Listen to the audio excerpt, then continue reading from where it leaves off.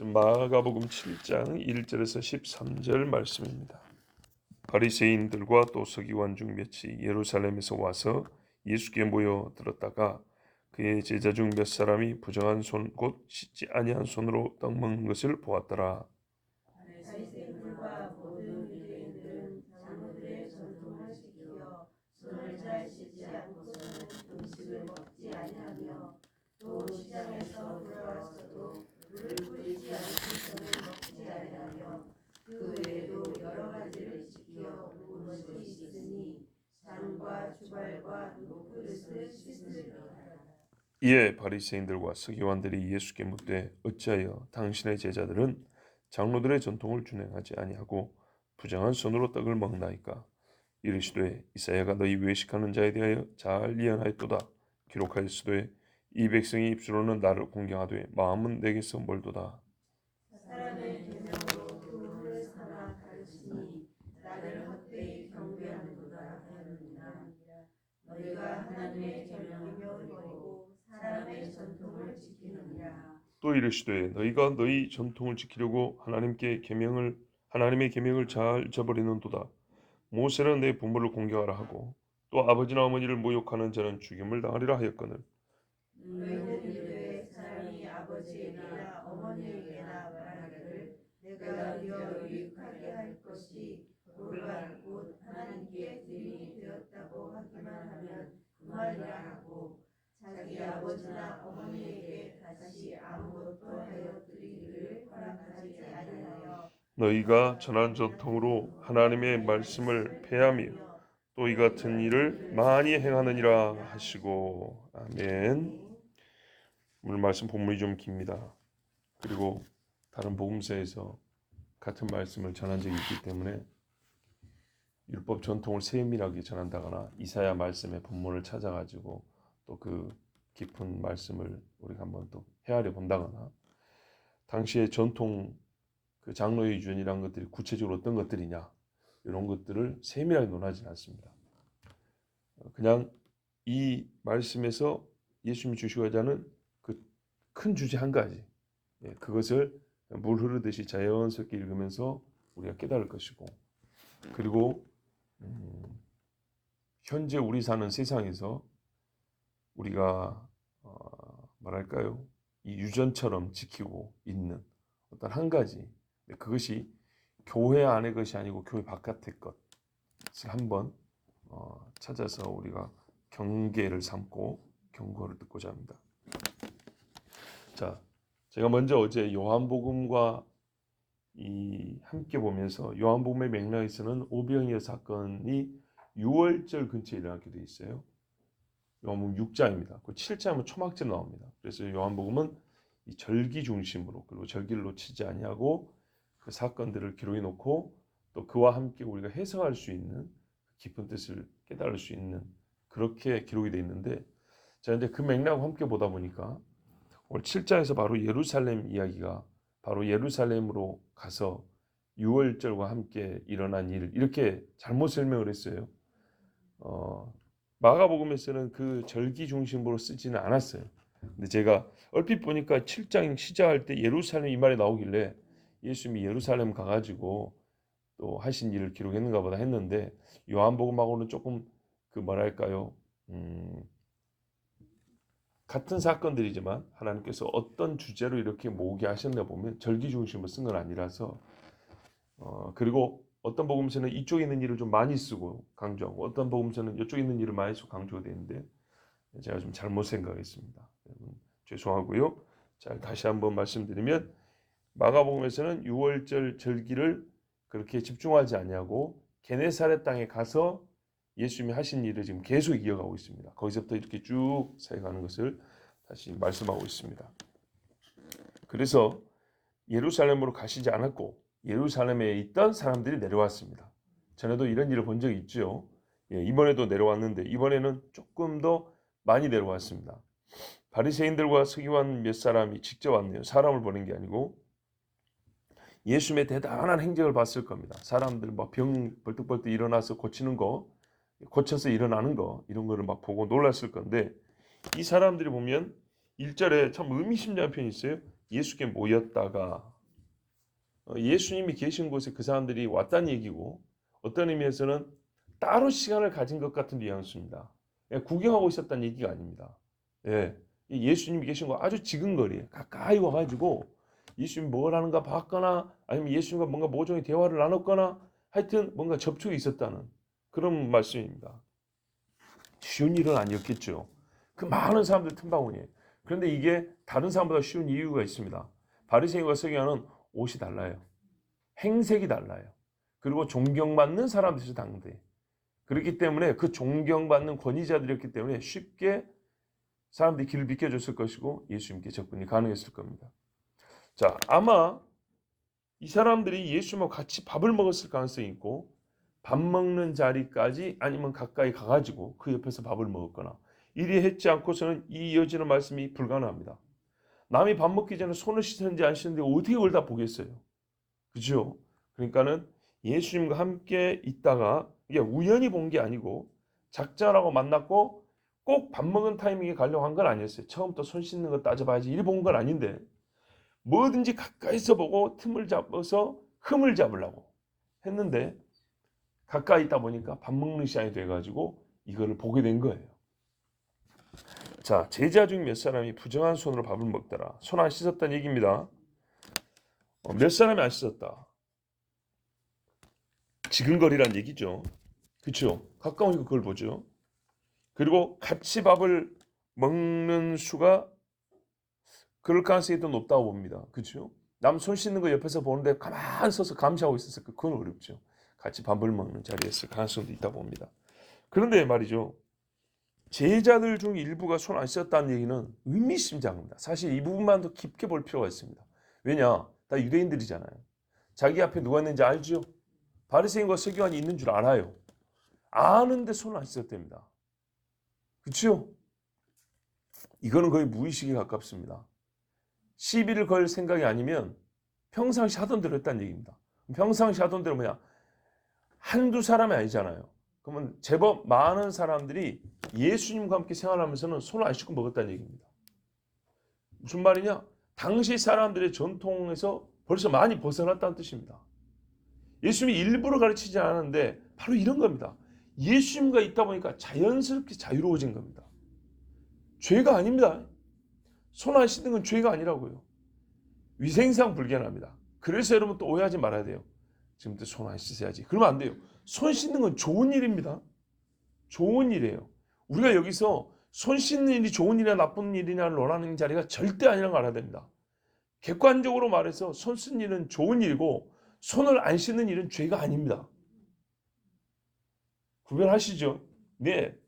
제자들은 손을 씻는 좋은 일을 해도 되고 안 해도 되는데, 그 제자들은 안 해도 이것을 거리끼는 일로 여기지 않았습니다. 그래서 앞에 바리새인들 있고 서기관이 있어도 신경 안 쓰고 그냥 늘 하는 대로 밥 먹었습니다. 예수님 옆에서 사람이 어떻게 바뀌어가는가를 알 수가 있습니다. 부주의한 사람들이 아닙니다. 한 명이라면 이해가 되는데 여러 사람이 부주의할 수는 없잖아요. 눈치를 줄 수도 있는 거 아닙니까? 그런데 이 몇 사람이 딱 봐도 바리새인이고 아까부터 있었던 서기관들인데 일부러 무시하는 것이 아니라면 익숙하고 몸에 배어있기 때문에, 자연스럽기 때문에 손을 안 씻고 음식을 먹은 겁니다. 이때 바리새인들이 딱 틀을 잡았습니다. 흠을 잡더라. 우리 번역에는 보았더라 이렇게 돼 있죠. 2절에. 원래 이거는 보고 흠을 잡더라까지 붙어야 되는 겁니다. 트집을 잡은 겁니다. 왜 트집을 잡을 수 있냐 했더니 당대의 이제 전통을 가르쳐 줍니다. 바리새인들과 모든 유대인들이 장로들의 유전을 지켜 손을 부지런히 씻지 않으면 먹지 아니하더라. 어떻게 씻었냐면요, 이 제가 알기로 원문에는 주먹으로 씻었다 돼 있어요. 무슨 말이냐? 철저히 씻었다는 얘기입니다. 이렇게 씻었거나 이렇게 막 씻어서 손 전체를, 이렇게만 한 게 아니고 손 전체가 씻길 정도로 이렇게 아주 꼼꼼하게 씻었다는 얘기입니다. 그렇게 씻지 않고는 밥을 안 먹었어요. 보통의 유대인들이. 왜? 장로들의 유전을 지켜요. 장로라 하면 원래는 그 광야 시대의 장로를 얘기하는 겁니다. 거기서 시작입니다. 이스라엘에서는. 그런데 여기서 장로들은 포로로 갔다 온 후에 우리가 율법을 어겨서 죄를 지었다. 쫓겨났다. 그래서 율법을 철저하게 지키자고 했던 에스라 느헤미야 시대의 이후 사람들을 얘기하는 겁니다. 그 중에 지도자들입니다. 정신은 좋죠. 그때 정신은 참 좋았습니다. 근데 문제는 뭐냐면 이게 하나님의 법 위에 있게 되니까 문제입니다. 자, 하여튼 그 선배들이 그렇게 가르쳤어요. 손을 깨끗이 씻지 않으면 먹지 마라 그랬어요. 저는 여기에 전혀 토를 달고 싶거나 비판할 마음이 없습니다. 아까 말씀드렸지만 손 씻는 일은 좋은 거라니까요. 또 시장에서 돌아와서는 물을 뿌리지 않으면 먹지 않았다. 역시 씻지 않으면 안 먹었다는 얘기예요. 그 외에도 여러 가지를 지켜오는 것이 있으니 잔과 주발과 녹그릇을 씻음이라. 씻는 문제만 하더라도 여러 가지가 있었대요. 근데 시장 같은데 여러분 솔직히 시장해보세요. 시장에 가면 먼지도 날리지, 짐승 새끼들 막 퍼덕퍼덕 다니지, 애들 뛰댕기지, 사람들 말 많이 하지.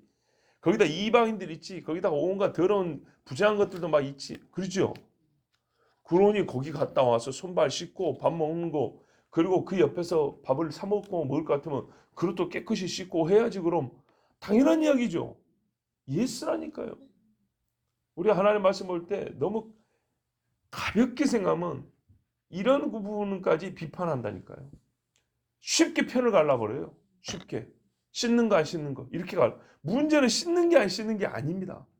씻고 안 씻고를 시작으로 해서 더 깊은 문제가 있어요. 이것을 가지고 악인들은 씻으라 해서 좋은 일이지만 이 좋은 일을 시작으로 해서 뭔가 그들의 감추는 계략이 있는 거예요. 그것을 우리 주님이 뭐라 하는 거예요. 아시겠죠? 이것만 없으면 씻는다고 뭐라 할 것도 있고 아니고 안 씻는다고 뭐라 할 것도 아니에요. 자, 사람이 불쾌할 정도로 면전에서 결벽증 걸린 것처럼만 하지 않으면 손 씻고 밥 먹는 거예요. 얼마나 좋습니까? 같이 먹는 사람들도 좋고 씻기도 깨끗하면 좋은 거죠. 그렇죠? 위생적인 건 좋은 겁니다. 그래서 그거를 누가 가르쳤냐? 이쪽에 장로라 불리는 사람들이 가르쳤어요. 그리고 그거를 배워서 수많은 이스라엘 사람들에게 가르친 그 사람들이 요 바리새인들이에요. 가르칠 때 모범을 보인 사람들이에요. 그 서기관들이 가르치면서 열심히 가르쳐서 지금 어떻게 됐냐? 전통이 되었고 습관이 되었어요.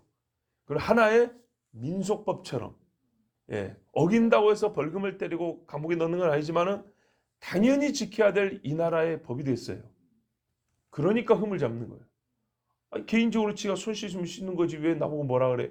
사실 그럴 문제인데 이렇게 사람들 앞에서 공개적으로 책망할 것은 실제로는 법과 같이 되었기 때문입니다. 이에 이런 정신을 갖고 있었기 때문에 바리새인과 서기관들이 선생인 예수님한테 따지는 겁니다.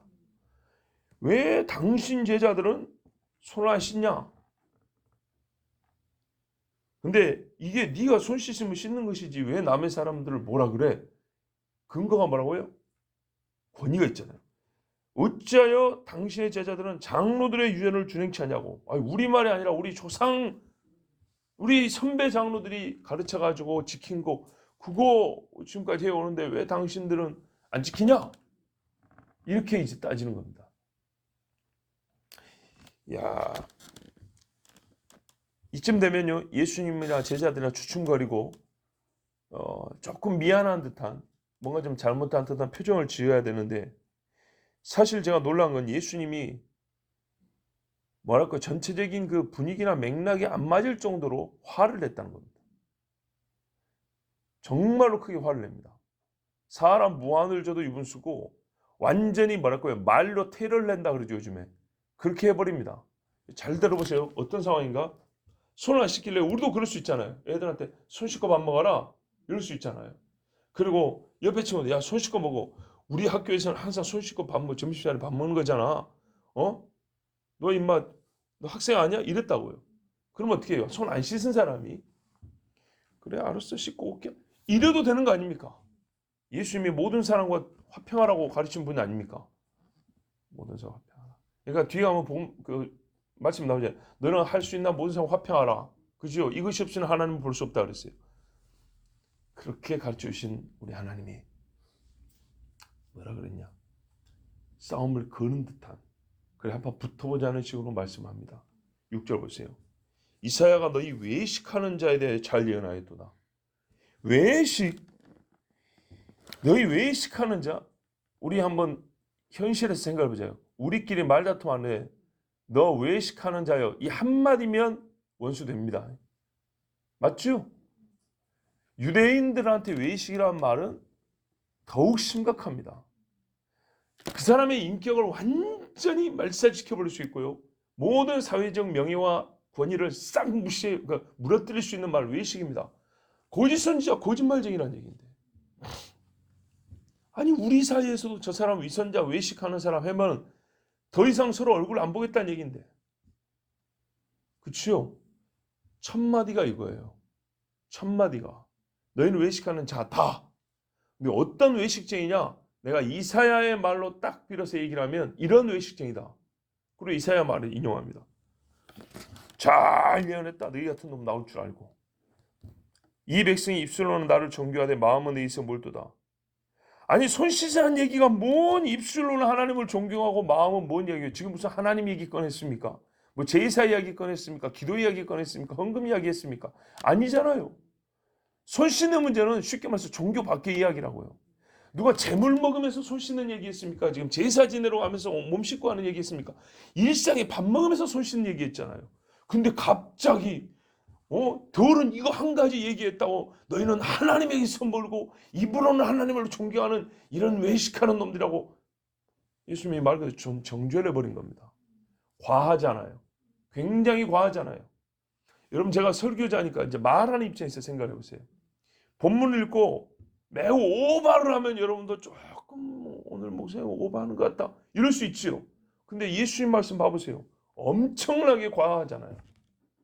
이 사람들 지금 주변에 보는 사람이 몇 명입니까? 사회적 신분을 좀 생각해 주셔야지. 체면을 생각해 줘야지. 밥 먹는데 손 씻는 이야기를 했단 말이에요 지금. 성경에서 말이죠. 뭐 짐승 잡는 이야기를 한 게 아니고. 그런데 이걸 가지고 외식하는 자요. 사실 이거로 끝. 근데 어떤 외식쟁이냐? 입술로 하나님을 존경하되. 지금 하나님 이야기 안 꺼냈는데? 마음은 내게서 멀더다. 손 씻는 거 갖고 그걸 어떻게 알아? 근데 예수님이 그걸 본 거죠. 말 그대로 이겁니다. 이 문제가 아니었으면 손 씻는 문제 예수님이 이렇게 화 안 냅니다. 예수님이 이 사람들의 말을 왜곡했냐? 아니죠. 계속 들어보면 합니다. 사람의 계명으로 교훈을 삼아 가르치니 나를 헛되이 경배하는도다 하였느니라. 이사야 그랬답니다. 그러면 이 사람들이 실제로 그런다는 얘기인데 사람의 계명, 예스.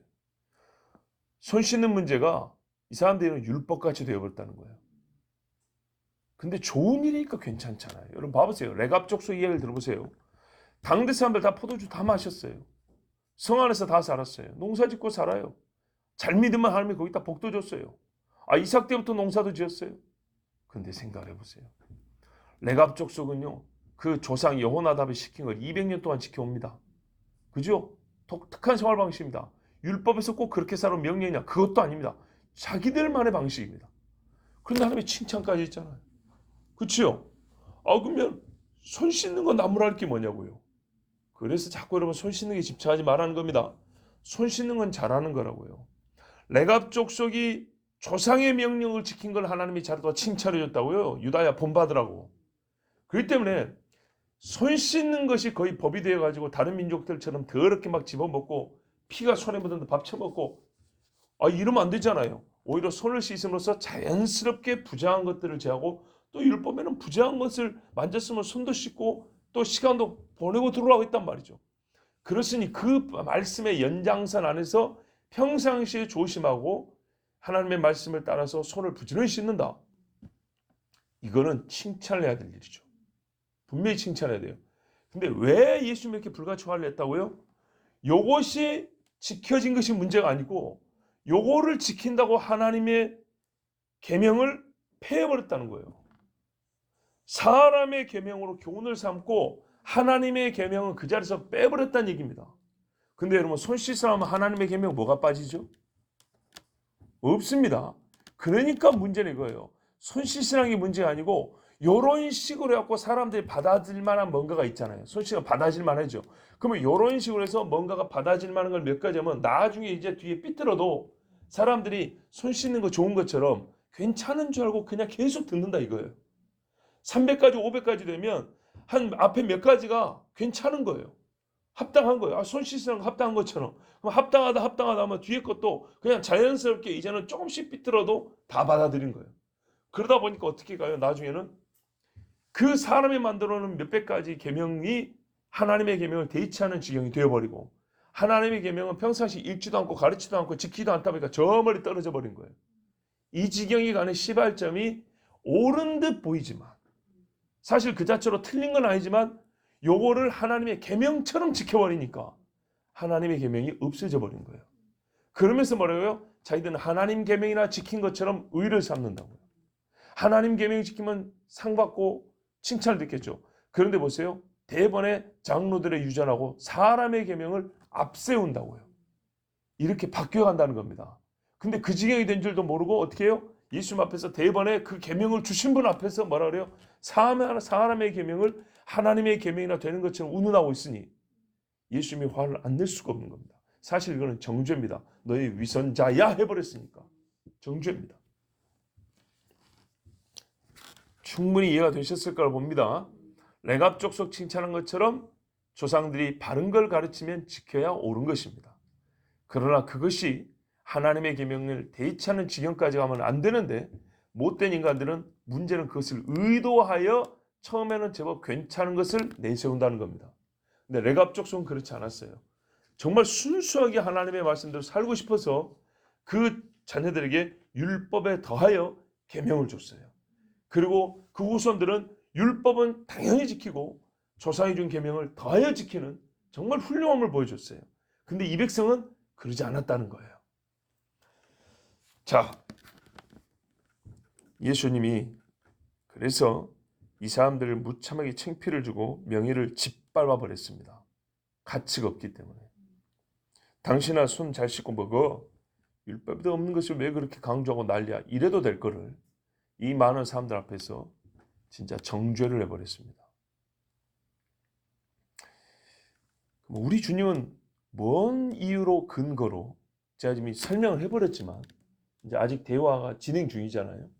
예수님은 무엇을 근거로 이 사람들을 이렇게 공개적으로 정죄할 수 있었을까요? 예수님은 사람들 듣는 데서 이유를 말해야 될 거 아닙니까? 근거를 말해야 되겠죠. 그래서 말씀을 이어갑니다. 8절 보세요. 너희가 하나님의 계명은 버리고 사람의 유전을 지키느니라. 이리 안 했으면 손 씻는 건 문제가 없어요. 근데 하나님의 계명은 버렸다는 거예요. 근데 제가 다시 묻는 게, 손을 씻으면 어떤 계명을 버리게 되죠? 직접적으로 손 씻는 것 때문에 버리는 계명은 없어요. 근데 이런 류를 통해서 하나님의 계명이 버려진다는 거예요. 조금씩 더 들어볼게요. 예수님이 왜 이 사람들을 정죄하고 화를 낸지 이유는 딱 두 마디에서 나타나는데, 버렸다, 지켰다입니다. 지켜야 할 걸 지키지 않으려고 버려도 되는 것을 안 버리고, 하나님의 계명 버리면 안 되는데 버리고, 사람의 계명은 반드시 지키고, 여기서 문제가 생긴 겁니다. 그럼 왜 이렇게 됐냐? 이 사람들이 잘못 배웠기 때문인가? 생각 없이 그냥 따라하다 보니까 그런 것이냐? 그랬으면, 그러니까 옛날부터 내려온 거 그냥 어려서부터 몸에 배워가지고 생활 습관이 된 거고 사고방식이 형성된 거다. 이러면 그나마 좀 괜찮은데, 실은 아까 말씀드린 대로 악의적이고 의도적으로 이런 짓을 했다는 것이 문제입니다. 보세요. 9절에 또 가라사대 너희가 너희 유전을 지키려고, 목적이죠. 하나님의 계명을 잘 뭐예요? 저버리는 도다. 여기에 의도가 나타나잖아요. 장로들에서 내려온 유전이라는 그 전통을 지키려고 하나님의 계명을 잘 저버린대. 잘 저버린다는 쉽게 버린다는 겁니다. 로마 가톨릭이 자기들 교황의 권위와 성경의 권위가 부딪힐 때는 교회의 권위, 곧 교황의 권위를 쉽게 인정하고 성경을 제껴버린 것처럼 이 사람들이 그런 거예요. 장로들이 만들어 온 것이 보니까 솔직히 성경하고 좀 안 맞는 게 있어요. 성경 해석이 그렇게까지 갈 수 없는 것들이 있어요. 그럼 어떻게 해요? 하나님의 말씀을 뒤로 빼버리는 거예요. 쉽게. 사람이 하나님 위에 있는 꼴이죠. 이런 식으로 가버리니까 예수님이 지금 화를 낸 거라고요. 의도가 분명해요. 지각도 확실해요. 자기들이 뭘 하는지 알아요. 그렇죠? 의도는 무의식이 아닙니다. 의식을 갖고 하는 겁니다. 사람이 세운 걸 지키려고 하나님의 계명을 쉽게 버렸습니다. 무엇을 버린지도 알고 자기들이 그것을 얼마나 쉽게 버린지도 압니다. 다 압니다. 그러나 자기들의 유전을 지키기 위하여서는 하나님의 계명은 버려야만 했습니다. 바로 이것이 문제입니다. 손을 씻는 일은 정말 좋은 일입니다. 그러나 이 행위를 유전, 곧 전통으로 만들어 강권하여 지키게 하는 것은 손을 씻는 것 이상의 이익을 얻을 수 있었기 때문입니다. 손을 씻는 것을 가르치면 손 씻는 사람만 좋죠. 근데 뒤로는 손 씻어 말하는 나에게 뭔가 이익이 생기기 때문에. 근데 딱 보면 뭔 이익이 생기지? 잘 모르겠죠. 이제 그걸 우리 한번 생각해 봅시다. 건강하고 깨끗하게 보이는 정도가 아니라 이와 같은 원칙이 통하게 되면 뭐든지 시켜서 이게 하나의 원칙이 되고 이게 통하게 되면 다른 영역에서도 장로들의 유전, 전통이라고 말하면서 하나가 통하기 시작하면 그렇게 말하면서 자기들의 주장을 관철시키고 자기들의 욕심을 그 속에 집어넣어도 사람들은 의뢰이 좋은 것이다. 괜찮은 것이다. 이러고 받아들이게 되는 겁니다. 그래서 세대를 이어서 나중에 어떻게 합니까? 계명이 된다 그랬죠. 법처럼 만들어져 버립니다. 그렇게 법처럼 만들어지면 법처럼 써먹을 수가 있습니다. 그러니까 지금 남의 손 씻는 거 가지고 공개적으로 먼저 책만 시작했고 거기에 예수님의 반격을 맞은 겁니다. 그래서 이 사람들은 솔직히 말해서 여러 유전을 더 만드는 겁니다. 예수님이 그랬잖아요. 너희가 여러 가지를 더 한다. 그렇죠? 4절에도 보면 이 사람들이 오는 것이 이 외에도 여러 가지 있는데 그렇죠? 여러 가지가 있었어요. 그럼 그 여러 가지가 뭐냐? 바로 자기들의 이익을 위해서 만든 것들이었어요. 이 유전을 자기들의 이익을 위해서 만들었고 그것을 강하게 지키겠습니다. 그래서 이것을 가능하기 위해서는 손을 씻게 하는 것은 하나의 배경 작업으로 필요한 것들입니다. 익숙하게 만드는 것. 참 요즘 사회에서 많이 듣는 이야기죠. 요즘 사회에서 많이 듣는 보다는 제가 설교 중에 요즘 시대에 좀 여러분에게 말씀 많이 드리는 거죠. 익숙하게 하여. 나중에는 잘못된 것인데도 괜찮은 것인 것처럼 또 이미 사회 전반이 받아들였기 때문에 진짜 말 그대로 그거를 관습이자 법으로 받아들이게 하는 이런 행위들입니다. 예수님이 그래서 분명하게 아직까지는 주장인데 주장의 근거를 이제 됩니다. 너희는 이런 짓을 한 놈들이다. 그래서 내가 위선자 외식자를 한 거다. 근거가 뭐요? 물을 수 있죠. 예수님이 대답을 해줍니다. 일례를 한번 들어볼까? 너희들 부정 못할 거다. 모세, 그래 너희 선생 모세가 뭐라고 말했냐? 부모를 공경하라 했지 않냐? 그렇죠? 10계명입니다. 내 부모를 공경하라. 이걸 구체화를 하면 어떻게 되냐? 공경은 말로 합니까? 말로도 하죠. 아버지를 존경하고. 그리고 뭐예요? 드리는 것이 있어야 돼요. 사람이나 짐승이나 나이가 들면은 자식들이 공개를 해야 된다고요. 당연한 것인데 뭐라고 가르쳤냐면 그러니까는 모세는 아버지나 어머니를 공경하지 않고 회방하는 사람들 어떻게 한다 그랬어요? 모욕하는 사람을 죽임을 당한다 그랬죠. 죽여라 그랬어요. 그리고 실제로 모세 시대에 죽였어요. 부모를 때리는 자식 돌로 쳐 죽여버렸다고요. 이와 같이 해서 악을 제하라 그랬어요. 하나님 말씀 그거예요. 하나님 말씀은 악을 제하라는 거예요. 복을 받으려면 악을 제하라는 거예요. 자, 이렇게 엄중함과 또 준수할 때 복이 되는 말씀이 있는데 다 하는 거죠. 굉장히 쉽고 당연하죠. 그런데 이 계명을 잘 지키라고 가르친 게 아니고 이 악한 사람이 뭐라고 다른 사람이 가르쳤냐면 너희는 가로되 이렇게 말했어요. 사람이 여기서부터 이제 가르친 내용이에요.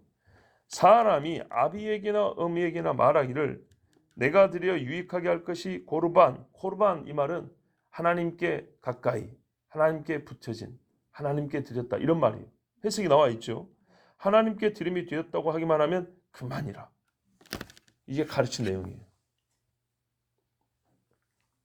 자 보세요. 자식이 부모에게 드리려면 유익이 할 것이 있어요. 그리고 생각한 게 있어요. 이거 아버지한테 어머니한테 드려야지. 그런데 바리새인들이 뭐라고 가르치냐면 너 부모한테 드리려고 했던 그거 있지 그거? 야 고르반 하면 안 드려도 돼. 이렇게 가르친 거예요. 그럼 그거 어디로 갈까요? 자기 주머니로 갔거나 아니면 나눠 먹기 좋은 또 뭔가 또 새로운 계명이 있겠죠. 만일에 여러분 여기 보시면 아버지나 어머니께 바쳐 유익하게 할 것입니다. 공개할 때 하는 겁니다.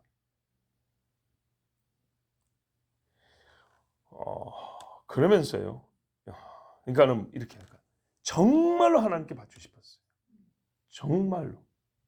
부모님한테 죄송한 마음으로 아버지 제가 아버지 드리려고 했었는데 또 하나님께 절기가 돼서 제물도 바쳐야 되고 하는데 제가 가진 것이 없어서 이번엔 그냥 하나님께 드렸습니다. 죄송합니다. 이해해 주십시오. 요러면 좋은데 그게 아니라 얼마나 가볍습니까? 야 그냥 고르반 했다 하면 돼. 이렇게 가르쳤어요. 그 다음에 더 나쁜 짓이 뭐냐? 12절로 보세요. 제 아비나 어미에게 다시 아무 것이라도 하여 드리기를 허하지 아니하며. 그러면 자식의 마음에 양심이 좀 찔릴 거 아닙니까? 나중에 돈을 벌어서 뭘 좀 일을 해서라도 부모님께 옷 한번 해드리고 싶고 식사라도 한번 해드리고 싶잖아요. 근데 뭐라고 가르쳤냐? 야, 그거 안 해도 돼. 이렇게 가르쳤어요. 이게 이 사람들이 사람이 만든 전통으로 가르친 내용이에요. 이런 가르침을 받고 자란 자녀들이 어떻게 행할 거라고 생각하세요? 제가 예전에 이런 말씀 드린 적 있죠. 부모에게 감사할 줄 모르는 것은 내가 가장 약했을 때, 가장 부모의 필요가 도움이 필요했을 때 일을 기억하지 못하기 때문이라고 했죠. 제일 큰 도움 받을 때가 갓난아기 때란 말이죠. 그걸 기억을 못해요. 여러분, 자식과 부모가 같이 똑같이 살았어요. 한 집에서 20년을. 한번 시합해 보세요. 누가 서로에 대한 기억이 많은가? 부모가 많습니다. 부모가 많아요.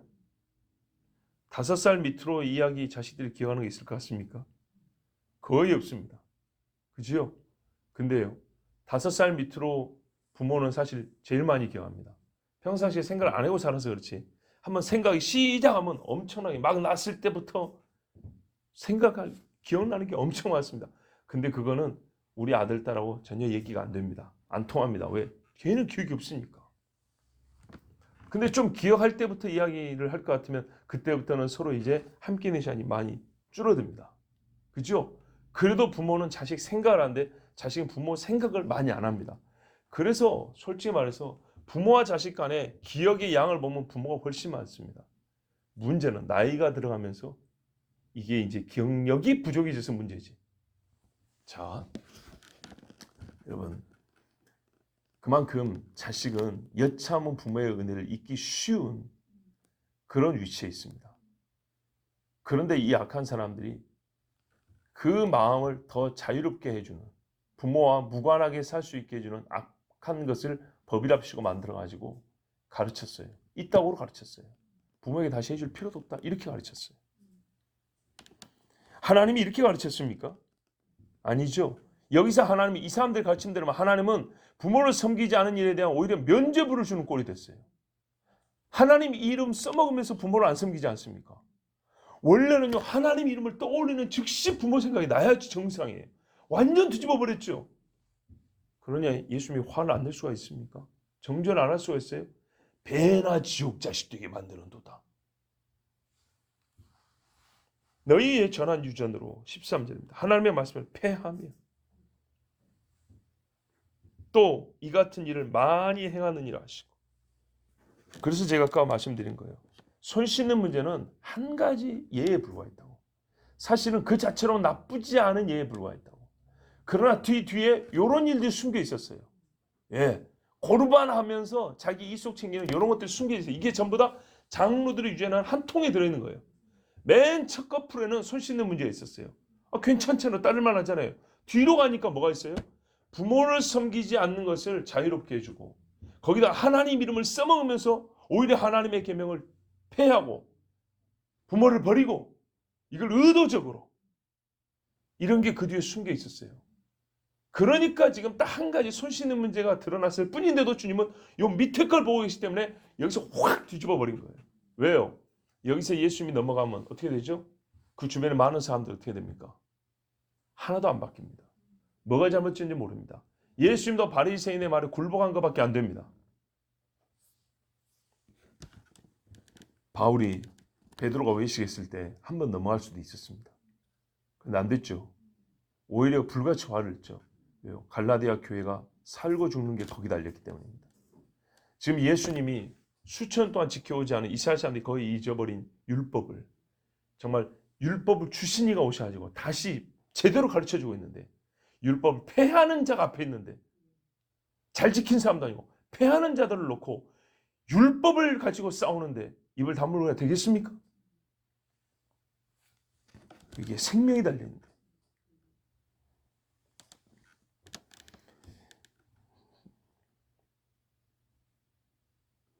이 사람들이 왜 이런 악한 가르침을 줬는가? 하나님의 계명을 폐하라는 직접적인 말을 한 적은 없습니다. 교묘하게 폐하게 한 것이죠. 하나님의 계명을 폐하는 명분을 준 겁니다. 폐하라고 명령을 하지 않고, 이 사람들이 명분을 주어 자유롭게 하면, 이 자유를 누리면 본인들에게 요즘 말로 소위 약간의 수수료가 떨어집니다. 안 지켜서 고맙다고 돈 몇 푼 주는 그런 식은 아니고, 제가 약간 이제 비꼬아하는 말입니다. 자기들의 이득이 있습니다. 자기들의 배를 채우는 조항도 만들었을 겁니다. 장로들이 더 존경하게 만드는 조항도 만들었을 겁니다. 자기들이 상석에 앉을 수 있는 조항도 만들었을 것이고, 그렇죠? 자기들 허물을 가리는 조항도 만들었을 것이고, 조상들의 가르침이요 하면서 사실은 자기들의 욕심을 채울 조항들을 많이 만들어서 수백 가지를 만들었다 했습니다. 이것을 무시하지 못했습니다. 백성들은. 왜? 일단은 지위가 높은 사람들이고, 일단은 율법을 잘 안다고 하는 사람들이고, 스스로 모세의 자리에 앉아있는 사람들이고, 쉽게 이것을 함부로 대항하지 못했습니다. 그리고 또한 백성들 역시도 못돼 먹은 양심이, 아까 말한 대로요, 하나님의 계명에서 자유롭게 살 수 있었기 때문에. 이 사람들의 결국은 뭐냐? 이렇게 하고 어떻게 했냐? 예수님이 뒤에 가면 이런 말씀하십니다. 회당의 상좌와 잔치의 상석을 원하는 서기관들을 삼가라. 저희는 과부의 가산을 삼키며. 서기관은 하나님의 말씀을 필사하고 연구하는 사람들입니다. 그 사람들이 무슨 수로 과부의 가산을 삼킬 수가 있죠? 이제 연결이 되죠. 이런 식의 사람의 유전을 가지고 과부의 재산도 뺏을 수 있는 조항들이 나온다는 겁니다. 그래서 주님이 걔들은 삼가했어요. 절대로 같이 하지 말라고. 외식으로 길게 기도하는 자니 그 받는 판결이 더욱 중하리라. 보세요, 정죄해버렸잖아요. 손 씻는 문제는 큰 것이 아닙니다. 조용히 넘어갈 수도 있고 한 번 들어주고 다툼을 피할 수도 있었습니다. 근데 예수님은 그렇게 하지 않으셨습니다. 예수님이 오히려 더 큰 갈등과 다툼을 일으킨 셈이 되었습니다. 그렇죠? 더 크게 일으켰어요. 이것 때문에 예수님이 더 죽음에 가까워졌지만 주님 그걸 피하지 않았어요. 왜 그랬습니까? 바리새인과 서기관들이 두 번 반복된 말씀이죠. 하나님의 계명을 저버리고 쉬이 저버리고 하나님의 말씀을 폐하였고, 그래서 그런 겁니다. 율법을 세우신 이유, 계명을 주신 이 앞에서 감히 자기들의 이익을 위하여 계명을 버리고 말씀을 폐하였기 때문에 주님은 참지 못했습니다. 하나님 앞에 예배하는 자들 앞에서 예배를 무시하고 예배를 가볍게 여기는 그 말, 그 입을 어떻게 그대로 둡니까? 지금 이 말씀이야말로 또한 이 사람들이 회개할 수 있는 사실상 마지막 기회입니다. 동시에 옆에 있는 제자들과 주변에 모인 사람들을 진리 안에서 자유롭게 할 수 있는 유일한 길이었기 때문에 주님은 벼락 같은 말씀으로 정죄하셨습니다. 이제 이 말씀과 직접적인 상관이 있는 거 하지만 우리 사는 세상을 조금 볼게요. 교회 안에 이런 일이 있냐? 있지요. 근데 솔직히 제가 말씀드립니다. 딱히 떠오르지가 않습니다. 예수님 너희가 부모를 공개하는 문제 이렇게 딱 끄집어냈지 않습니까? 저는 있다라는 느낌은 드는데 우리 중에 뭐가 있을까 하고 딱히 떠오르지는 않습니다. 정말입니다. 딱히 떠오르지는 않고 정말로 이 사람들처럼 과부의 가산을 탕진하는 그런 악의를 숨긴 채 자기들이 만든 어떤 전통을 가지고 하나님의 계명을 피하는 자가 있냐? 솔직히 이것도 떠오르지 않습니다. 그래서 감사합니다. 정말요. 그래서 감사한데 이제 자기 자신을 돌아볼 때는 조금 문제가 다릅니다. 그렇죠? 우리 각자가 자기 자신을 돌아보세요. 내가 하나님께 마땅히 드려야 할 것, 또는 하나님과 그 하나님의 계명을 지키는 데 있어서 정말 내가 해야 되는데, 그래서 사람들 보기에는 이렇게 잘 굴렸지만은 사실은 결국에는 내 이익과 내 의와 내 명예, 내 욕심, 이걸로 끝난 게 얼마나 있을까? 있는가 없는가? 이거는 개인적으로 확인을 해봐야 됩니다. 근데 이제 조금 우리가 사회적으로 돌려볼게요. 제가 몇 년 전에 무슨 설교하면서 그런지 모르지만 아마 뭐 한 번은 아니고 몇 번 했던 것 같습니다.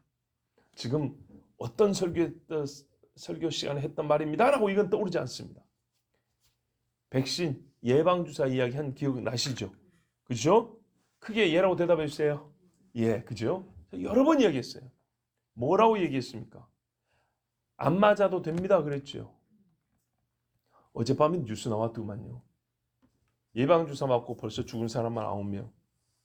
그 외 수백 명이 이상 징후가 나타나서 몸이 아프다고. 방송 3사 뉴스 다 나왔죠. 그러니까 나는 비의료 전문가인데 목사 말을 들을 필요가 뭐 있어요. 제가 지금 드리고 싶은 거는 지금부터 목사 말을 잘 들어야겠구나. 그 말이 아닙니다. 무슨 말이냐면 이와 같은 괴계, 이와 같은 식으로 해서 사람들을 속이는 것, 그 중에 하나로서 제가 백신 이야기를 꺼낸 것이지. 내가 아는 그 중에 하나를 말해서 여러분에게 미래를 예언한다고 한 소리가 아닙니다. 시대를 꿰뚫어보자고 예를 든 것이었습니다. 그때도 몇 번씩이나. 뭐라고 그랬습니까? 최초의 백신이란 것은 좋은 것이었다니까요. 예, 사람 몸에 거의 시들시들하는 병원균 바이러스 넣어가지고 결국에는 사람이 면역을 이기는 거거든요. 그래서 면역력을 키워줘서 나중에 센 놈들이 들어와도 싸워 이길 수 있게 하는, 그게 원래 예방주사의 본 목적이라고요. 그런데 희한하게 예방주사를 맞고 사람들이 갑자기 죽어요. 작년에도 제가 그 이야기 했어요. 저희 집사람 병원에서도 환자가 뭐라면 내 친구가 쌩쌩했는데 어떻게 예방주사 맞고 죽어버렸다고 그 이야기를 했다고. 작년에도 설교하면서 그랬어요. 그 조심하라고. 공짜라면은 뭣도 먹는다고 하는데 공짜라고 막 가지고 난리라는데 왜 그렇게 생각 없이 사냐고. 옛날에도 치매 환자가 많았지만은 불과 10몇 년 사이에 치매 환자가 급증한 걸 아시느냐고. 어린아이들 자폐아가 옛날에도 없지는 않지만 요 근래는 왜 그렇게 많지요? 태어나면서부터. 이게 다 정신적인 문제고 뇌에 관계된 문제잖아요. 예방주사에 옛날에 수은이 들었다고 말씀드렸잖아요. 수은이 첨가물로 들어있다고.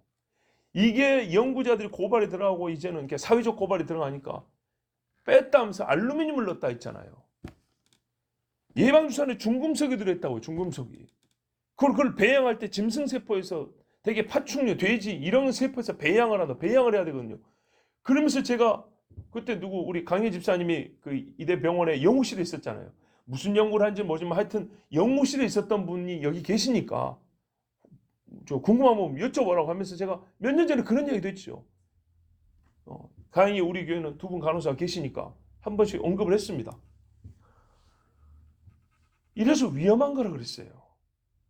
또 구체적인 예를 들어서 자궁경부암 예방주사를 여자아이들, 우리 별일 이번에 사막 이출하라고 여수 애양원 병원 갔는데 의사가 뭐라는지 아십니까? 자궁경부암 예방주사를 맞으면 사마귀가 치료되는 수가 있어요. 그러면서 그 주사를 맞으라는 거예요. 나이를 확인, 지금 뭐 될 것 같은데 1차 주사 맞아도 될 것 같은데 안 맞는다 그랬어요. 사마귀 치료에 무슨 자궁경부암 예방주사입니까? 미리 맞으면 좋지 않냐고요? 말 같지 않은 소리입니다. 여러분, 저 같은 문외한이 아는 지식으로도 자궁경부암을 일으키는 바이러스는 24가지가 됩니다. 그 중에 몇 년 전 자료인데 일본 자료입니다. 일본 자료에서 몇 년 전에 실제로 뭐라 합니까? 자궁경부암을 일으키는 바이러스가 조사하면 20몇 가지 나오는데 예방주사로 막는다고 하는 게 2가지밖에 안 된다. 근데 그것도 부작용이 사망, 반신불수. 불임, 이게 경고예요. 부작용이에요. 그런데 그 부작용을 감수하고 20몇 가지 중에 2가지도 그것도 잘해야 막을 수 있는 그것을 막겠습니까? 그래서 여중생이 죽었어요. 일본에서. 반신불수된 애가 있어요. 애를 못 낳게 몸이 망가진 애들이 있어요. 그래갖고 부모들이 소송을 걸었어요. 그런 자료가 외국의 양심적인 의사들에 의해서 책으로 만들어져 있다고 그렇게 말해도 여러분은 안 믿잖아요. 이런 뉴스나 나오면 아 그런갑다 이러죠. 병원에 가서 예방주사 안 맞는다 그러면 의사들이 눈을 둥글게 뜹니다. 나보고 미친놈이라고. 왜 안 맞아요? 의학 역사에 있어서 의료 역사에 있어서 대단한 성과 중에 하나가 이 백신이란 건데 왜 그걸 안 맞냐고 난리를 칩니다. 예? 어떻게 감당할 거예요? 아 코로나 바이러스는 별거 아니라고 해도 뭐래요? 사람이 죽었지 않냐고 난리를 치잖아요. 한 대 맞고 그 자리에서 하루 이틀 사이에 죽어버렸어요. 그 중에 한 애는 고등학생이더만요. 쌩쌩한 팔팔한 고등학생이 18살짜리 죽어버렸어요. 누가 책임질 거예요? 그런데 괜찮다고 계속 맞으랍니다. 그랬죠 분명히. 괜찮다고 계속 맞으랍니다. 이 나라 백성들은 바보들입니까? 정말 생각이 없습니까? 얼마나 우리가 정신줄을 놓고 사는데 공짜면 그냥 무조건 다 받아들입니까? 이게 약이 아니고 독이라는 게 증명이 되는데도 호주에서 어떤 마을에 애들이 100명, 1년에 100명이 죽어버렸다. 100명이 갓난 애들이. 부모들이 의심스러워가지고 예방주사 안 맞췄더니 그 다음에 안 죽어요. 유아 돌연사 증후군이라는 게 있어요. 애들이 이유 없이 갑자기 죽는 경우가 있어요. 근데 이렇게 많이 죽을 수 있냐? 어쩌다 하나는 나올 수 있는데. 아 이렇게 확인된 사실인데도 안 믿어. 왜? 하나님의 말씀이 명백히 이렇게 사실로 계명이 있는데 부모를 공경하라고 분명히 되어 있는데 안 믿어요. 왜? 손 씻는 거 괜찮았거든. 요거는 굉장히 써먹을 말했거든. 이런 식으로 해갖고 이득을 얻는 자가 눈에 안 보이죠. 우리 눈에는 안 보이죠. 있다니까요. 있어요. 사람이 좋아하는데 예방주사를 꾸역꾸역 맞추면 예방주사 약을 만드는 데는 돈을 법니까 안 법니까? 아 우리가 잘못했으면 신하면 정부의 신뢰도가 떨어지겠죠. 괜찮으면 밀고 나가야죠. 사람들은 다 정치적인 계산도 있는 겁니다. 이 이야기는 또 할 수 있습니다.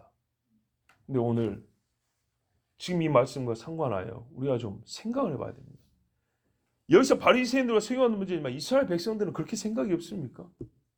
아니 누가 봐도 동서고금을 막론하고 부모를 공개하는 건 당연한 이야기인데 세상이 부모에게 될 것이 고르반 거기다 하나님 이야기만 딱 3글자 집어넣으면 이게 통과합니까? 세상에서 말하는 것이 우리에게 뭐 좀 돈 몇 푼 쥐어주면서 이거 괜찮다 저거 괜찮다 하고 어떤 거는 또 괜찮은 것도 있어요. 그러다 보니까 그 뒤에 교묘히 섞여 들어가지고 우리의 생명을 앗아가기까지 하나님을 거역하기까지 하는 일. 누가 방해하지 말자입니까? 누가 병들어서 죽자고 얘기했습니까? 잘 구분하시라고요. 충분히 살면서 예배를 지킬 수 있다고요. 충분히 건강하면서 하나님을 섬길 수 있다고요. 어떻게 해요? 우리 지금 이렇게 있잖아요. 우리 지금 이렇게 있잖아요. 세상 말처럼 우리는 이미 죽어야 된다니까요. 세상 말대로 우리는 전부 다 골골해야 돼요. 내가 비밀 하나 가르쳐 줄까요? 지난 2월부터 지금 10월까지 우리 8개월 동안 이러고 있죠. 여러분 우리 집에 애들이 중간에 열이 몇 번 난지 아십니까? 불과 지난주만 해도 삼기가 40도가 올랐습니다. 40도. 학교는 못 갔어요. 근데 여기 와서 입에 있었죠. 여러분 기겁을 했겠죠. 세상 같으면. 기겁을 하죠. 40도 열이 오르는데 어딜 이 많은 사람들 데리고 오고 어딜 가요? 그죠? 몰랐죠 여러분. 세상에서는 당장 코로나 검사하라고 합니다. 아무것도 못하게 격리시켜 놓습니다. 자 지나갔습니다. 일주일이 넘었습니다. 그럼 병 걸린 분 손 들어보세요. 없지요. 감기도 전염됩니다. 감기도 전염돼요. 기침도 전염되고 피부병도 전염됩니다. 전염 안 된다는 얘기를 한 게 아닙니다. 우리가 다 전염되는 생활에서 삽니다. 그렇죠? 전염되는 생활에 살아요. 그런데 대부분은 전염이 안 됩니다. 엄밀히 말하면 대부분이 전염이 안 되고 어쩌다가 전염이 됩니다. 그 정도로 하나님은 우리 괜찮게 만들어 두셨어요. 근데 이 난리를 합니다. 정말 놀라운 일이 있죠. 봐보세요. 제가 늘 드리는 말씀이죠. 백신이 말이 될 것 같으면 뉴스에 이런 말이 나온다니까요. 올해는 백신을 300만 개, 500만 개 공급한 결과 감기 걸린 사람, 독감 걸린 사람이 20%, 30% 줄었습니다. 이게 나왔는데 이런 뉴스 한 번이나 본 적이 있냐고요. 한 번도 없다고요. 그러면서 우리는 뭐라 그래요? 어제 좀 춥게 잤더니 감기 걸렸다고. 어디 좀 땀을 흘리고 조금 몸이 좀 서늘하더니 어우 순식간에 기침 난다 그러죠. 재밌는 게 뭔지 아세요? 그러니까 백신이 아무 소용이 없다는, 실제로 별 소용이 없다는 얘기고, 한 번쯤은 감기 안 걸리고 넘어간 적이 있어야 될 거 아니에요. 그런데요, 더 놀라운 건 이거예요. 잘 보세요. 우리 지금 7명이죠. 7명인데 오늘 똑같이 이 자리에서 예배드렸어요. 똑같이 같은 공기 마셨어요. 그런데 어떤 사람이 좀 춥게 입어가지고 그 사람만 내일 감기 걸렸어요. 그러면 뭐 때문에 감기 걸린 거죠? 감기 바이러스는 다 같이 마셨어요. 잘 들으셔야 돼요. 바이러스가 안 일으킨다는 게 아니고 다 같이 마셨는데 그 사람이 추웠기 때문에 내 몸이 약해져서 그 바이러스가 내 몸에 영향을 미치게 됐어요. 증상을 나타냈다고요. 대개 이런 차이입니다. 바이러스를 안 마셔서 완전 바이러스에서 차단됐기 때문에 나는 안전한 게 아닙니다. 그러죠? 우리 집 식구를 봐보세요. 삼비하고 5명이 똑같이 먹고 자고 같이 살고 같이 입대고 사는데 나이가 좀 되는 저나 저희 집사람이나 어린 애들이나 아무렇지도 않죠. 바이러스가 우리 입에서 다 없어졌습니까? 아니요. 다 노출됐습니다. 그런데요.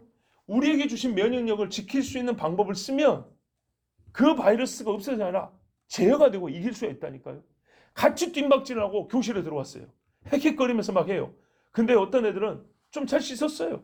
그리고 좀 따뜻하게 입었어요. 한겨울에. 근데 어떤 애는 괜찮으면서 객기 부린다고 반팔 입고 막 이러고 있다가 서늘하고 막 닭살이 돋는데도 괜찮아 그 뒤날 열이 펄펄 나는 거예요. 그러면 그 애한테만 바이러스가 딱 달라붙었냐? 아니죠. 교실 안에 다 있는데 그 애가 몸이 약해지니까 드는 거죠. 그래서 한자로 감기라 그랬어요. 기가 감해지는 거라고. 병원균이 원인이긴 하나 이것이 발병이 되는 전환점은 사람이 기가 약해지면 생긴다 그랬어요. 옛날 표현이죠. 그러므로 당신의 기를 약하지 않도록 하는 방법이 뭐예요? 체온을 열을 유지해주고 몸을 좀 씻고 잘 먹고 푹 쉬는 방법. 이것이 전통적으로 내려오는 참 괜찮은 방법들이에요. 제가 뭔 이야기 하려는지 아시겠죠? 저는 지금 코로나 바이러스를 또 주제로 막 삼았고 얘기하려는 게 아니라 우리가 이 유대인들도 보세요. 얼마나 바보같이 이렇게 살아오는가. 그것처럼 우리가 똑똑한 같으면 우리나라 역사상 가장 학력 수준이 높은 시대인데도 불구하고 세상에 속아 넘어가 사는 꼴을 보면 목숨을 내놓는 장난질을 하고 있는 꼴을 보면 이렇게 어리석을 수가 없다는 거예요. 옛날 사람들이 다 그 예방주사 없어서 다 병 걸려 죽었냐? 안 죽었다니까요. 예? 독감 걸려 죽은 사람이 그러면 조선시대는 300명, 500명, 막 1000명씩 나왔냐? 아니라니까요. 오히려 갈수록 병명이 많아져요. 갈수록 병이 많아져요. 누가 멋부리고 배꼽 내고 댕기래요. 누가 한겨울에 반바지 입고 막 댕기래요. 건강에 자신 있으면 몰라도. 하나님이 주신 최소한의 법들이 있어요. 위생도 최소한의 위생법들이 있어요. 서로 간에 존중해야 될 법들이 있어요. 하나님 말씀 잘 지키면 잘 살아요. 먹는 것도 하나님이 이렇게 먹으러 가르쳐 준 게 있어요. 그러면 주신 수명 잘 누리고 살 수 있어요. 그런데 사람들이 이러면 더 잘 살 수 있습니다. 저러면 더 오래 살 수 있습니다. 이렇게 하면 더 인생을 가치 있게 살 수 있습니다. 이런 거짓말에 속아서 하나님 말씀 다 빼버리고 사람의 말에 앞서가지고 우리가 사회생활을 그렇게 해요. 손 씻는 것도 이거 밥 먹는 사회생활 아닙니까? 일상 문화와 생활을 그렇게 해요. 교회 나왔을 때만 이게 제가 말하는 거는 교회법을 바꾸는 그것이 아니고요. 우리 일상 생활하는 거 보면 이렇게 우리가 많이 하나님의 법에서 어긋난 짓을 많이 해요. 그리고 속아 넘어가요. 그리고 문제는 뭐냐? 대놓고 교회법을 바꿉시다. 이런 말은 아니지만 그게 익숙해 세상을 살다 보니까 교회 와서 자연스럽게 그것들이 나타나요. 그러면 우리도 모르게 또는 의도적으로 하나님의 법을 폐하는 경우가 나오는 겁니다. 여러분, 알아서 하십시오. 맞아도 되고 안 맞아도 되고 더 중요한 거는 건강관리, 하나님 주신 방법대로 하십시오. 그러면 됩니다. 그리고 결국에는 사람은 몸이 약해져서 다 병 걸려 죽습니다. 예, 하나님이 정한 순리를 그냥 인정하면 별것 아닙니다.